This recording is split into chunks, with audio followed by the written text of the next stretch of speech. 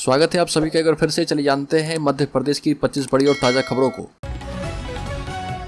पहली बड़ी खबर, पुरानी पेंशन के सवाल के दौरान विधानसभा की बिजली गुल। वित्त मंत्री ने कहा कि एमपी में ओल्ड पेंशन का कोई प्रस्ताव अभी नहीं है, कांग्रेस ने कर दिया वॉकआउट। मध्य प्रदेश सरकार ने सदन में स्पष्ट कर दिया कि पुरानी पेंशन का कोई प्रस्ताव विचाराधीन नहीं है। कांग्रेस की सरकार बनेगी तो हम निर्णय करेंगे। पुरानी पेंशन पर सवाल और हंगामे के दौरान विधानसभा की बिजली गुल हो गई। 5 मिनट के बाद बिजली आई। सदन की कार्रवाई सुबह 11 बजे तक स्थगित कर दी गई। अलखर सिंधिया के गढ़ में बसपा की ललकार। विधायक रामबाई ने कहा कि काहे का गढ़ उखाड़ फेंकेंगे जड़।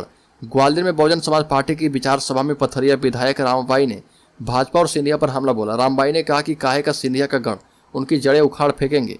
सिंधिया ने कौन सी जनता के लिए पार्टी बदली है, अपने हित के लिए दल बदला है। साथ ही भाजपा पर बदले की भावना से राजनीति करने का आरोप लगाते हुए पैसे में टिकट देने का आरोप लगाया। विधायक रामबाई ने दावा किया कि बसपा प्रदेश में 230 सीटों पर चुनाव लड़ने जा रही है और सभी पर बहुमत मिलेगा, और यदि बसपा को बहुमत नहीं भी मिलता है तो यह तो पक्का है कि हमारे बिना किसी की सरकार नहीं बनेगी। अलगू राज्य में अनिश्चितकालीन धरने पर बैठे आशा उषा कार्यकर्ता। नियमित कर्मचारी बनाने और वेतन वृद्धि की मांग है। स्वास्थ्य विभाग में नियमित करने और वेतन बढ़ाए जाने की मांग को लेकर आशा उषा और आशा सहयोगिनी संयुक्त मोर्चा ने अनिश्चितकालीन धरने पर बैठी। बिरसा जिले भर के आशा और उषा कार्यकर्ताओं ने धरना दिया और एक मुख्यमंत्री के नाम ज्ञापन सौंपा। आशा उषा कार्यकर्ताओं ने आशा कार्यकर्ताओं के लिए 10,000 रुपये मासिक और सहयोगिनी के लिए 15,000 मानदेय की मांग की है। अलीगढ़ राज्य के मंदसौर जिले में परियोजना अधिकारी संघ एवं पर्यवेक्षक संघ एवं आंगनबाड़ी कार्यकर्ता सहायिका संगठन के द्वारा अनिश्चितकालीन हड़ताल पर जमकर नारे लगाए गए। आंगनबाड़ी कार्यकर्ताओं ने शहर के गांधी चौराहा पर धरना दिया और प्रदर्शन कर रही कार्यकर्ताओं ने कहा कि उनकी नियमितीकरण की मुख्य मांग सहित अन्य मांगे हैं, इनके लिए लंबे समय से प्रदर्शन कर रही है। संगठन के द्वारा पूर्व में 2 मार्च 2023 को अपनी लंबित मांगों को लेकर ज्ञापन एवं मांग पत्र दिया गया था, लेकिन अभी तक कोई कार्यवाही नहीं की गई है। अलीगढ़ राज्य के रायसेन जिले में विधायक के पास पहुंचा मध्य प्रदेश वन कर्मचारी संघ। अपने लंबित 20 सूत्री मांग को लेकर सौंपा ज्ञापन। मौके पर प्रांतीय महामंत्री नरेश कुशवाहा और जिला अध्यक्ष प्रभात यादव ने बताया कि प्रांतीय आंदोलन है जो चरणबद्ध तरीके से चल रहा, जिसमें कर्मचारियों की 20 सूत्री मांगे लंबित है। पूरे मध्य प्रदेश के आह्वान पर ही सभी जिलों में वन कर्मचारी संघ के द्वारा विधायक और सांसदों को ज्ञापन सौंपकर अपनी मांगों से अवगत कराया जा रहा। वन कर्मियों ने कहा कि हमें वन एवं स्वयं की रक्षा कर सके वैसा कर्मचारी बनना है। शहीद हो जाते हैं, उनको शहीद का दर्जा प्राप्त करने की सरकार के द्वारा मांग नहीं मानी जा रही है। अलीगढ़ राज्य के बैतूल जिले में सामूहिक अवकाश पर कई आंगनबाड़ी कार्यकर्ता बैतूल में शुरू किया धरना। आंगनबाड़ी कार्यकर्ता एवं सहायिका एकता यूनियन ने काम बंद कर हड़ताल शुरू कर दिया है। इससे आंगनबाड़ी केंद्रों पर ताले पड़ गए। सीटू यूनियन से जुड़ा यह संगठन अपनी 7 सूत्री मांग पूरा करने की मांग कर रहा और सरकार के इस रवैये के विरोध में सभी श्रेणी के कर्मचारी एवं अधिकारियों के संगठनों के द्वारा 15 मार्च 2023 से सामूहिक अवकाश पर रहने का निर्णय किया गया है। आंगनबाड़ी कार्यकर्ताओं की मांग है कि आंगनबाड़ी कार्यकर्ता सहायिकाओं को सरकारी कर्मचारी के रूप में नियमित करे। सेवानिवृत्ति पर महंगाई को ध्यान में रखते हुए कार्यकर्ता एवं मिनी कार्यकर्ता को 5 लाख रुपए एवं सहायिका को 3 लाख रुपए सेवानिवृत्ति का लाभ दे। अलीगढ़ राज्य में ओल्ड पेंशन स्कीम की मांग करेगी बीजेपी की सत्ता वापसी में राह मुश्किल। मध्य प्रदेश में किसान के बाद सरकारी कर्मचारी हैं जो सत्ता पलटने का मादा रखते हैं।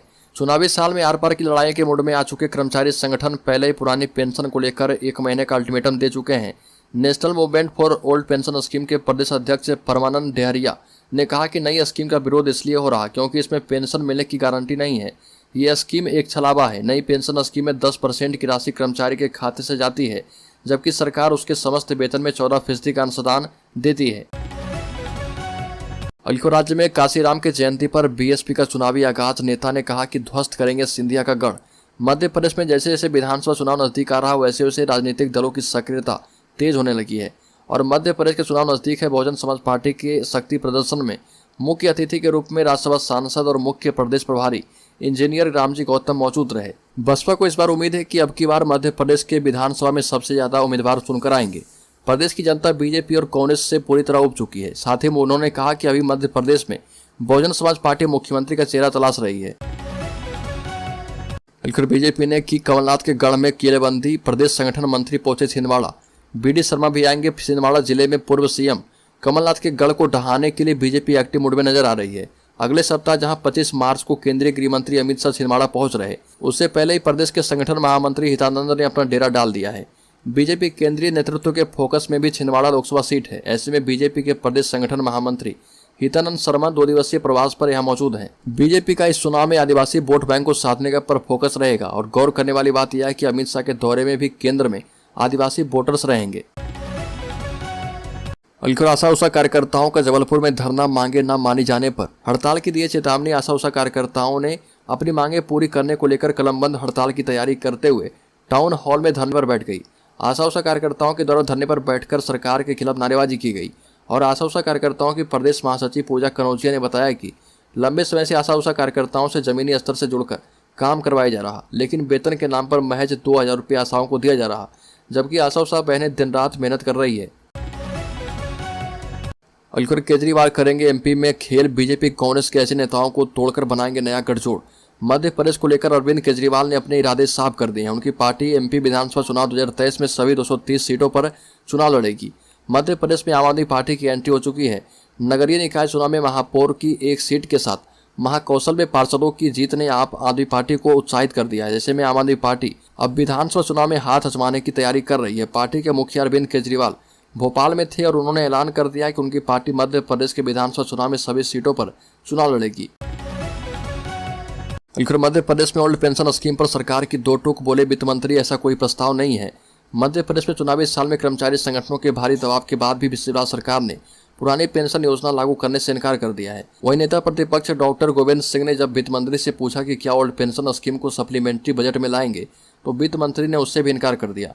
वहीं विधानसभा में सरकार के इनकार करने के बाद अब कांग्रेस इस पूरे मुद्दे पर मुखर हो गई है। विधानसभा परिसर में मीडिया से बात करते हुए पीसीसी चीफ कमलनाथ ने कहा कि सरकार का यह जवाब प्रदेश के कर्मचारी के साथ घोर अन्याय है। कर्मचारियों की बहुत साधारण मांग है कि पुरानी पेंशन स्कीम लागू की जाए। साथ ही कमलनाथ ने कहा कि प्रदेश में कांग्रेस सरकार बनते ही ओल्ड पेंशन स्कीम लागू कर दी जाएगी। जबलपुर में धर्मांतरण और विदेशी फंडिंग जैसे गंभीर आरोप में फंसे पूर्व बिशप पीसी सिंह के बंगले पर रेड पड़ी। प्रवर्तन निदेशालय की टीम ने पीसी सिंह के घर पर छापा मारा। इससे परिवार में हड़कंप मच गया।